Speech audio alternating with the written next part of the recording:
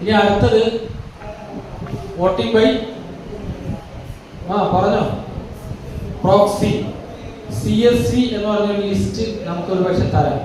ആരാണ് CSVക്കാര്?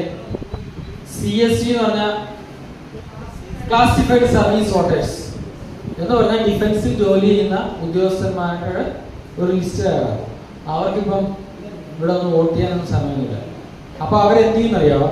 ഈ proxy voting facility ഉപയോഗിക്കും. ജില്ലാ കളക്ടർക്ക് അപേക്ഷ കൊടുത്തിട്ട് എൻ്റെ ഭാര്യയെ എനിക്ക് പകരം വന്ന് വോട്ട് ചെയ്യും, അല്ലെങ്കിൽ എൻ്റെ മകൻ 18 വയസ്സ് കഴിഞ്ഞിട്ടുണ്ടെങ്കിൽ വന്ന് മകൾ വോട്ട് ചെയ്യും.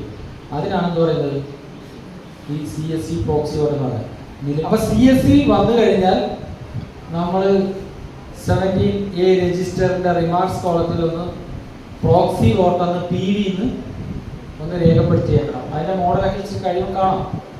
ഇതേയുള്ളൂ ആ താഴത്തെ അങ്ങേയറ്റം PV പ്രോക്സി വോട്ടെന്ന് രേഖപ്പെടുത്തി വെച്ചേക്കും. അപ്പൊ വരുന്നത് യഥാർത്ഥ വോട്ടറുടെ മകനോ അതേപോലെ ആരെങ്കിലും ആയിരിക്കും.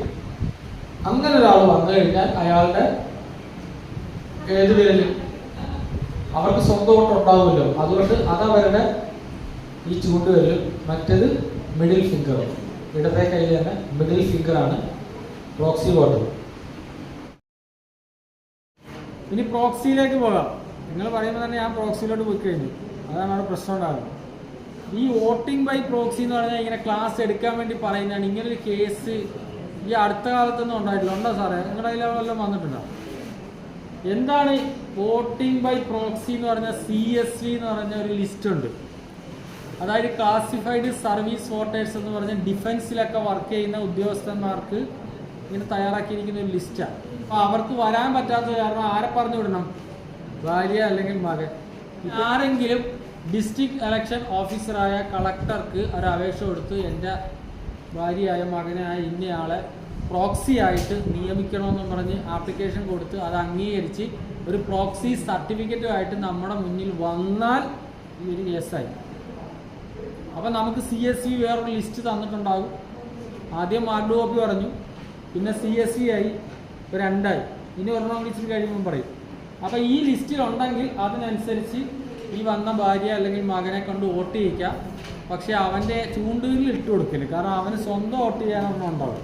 അപ്പോൾ അതുകൊണ്ട് മിഡിൽ ഫിംഗർ അല്ലേ, മിഡിൽ ഫിംഗറിൽ ചെയ്യാൻ വേണ്ടി പറഞ്ഞിരിക്കുന്നു.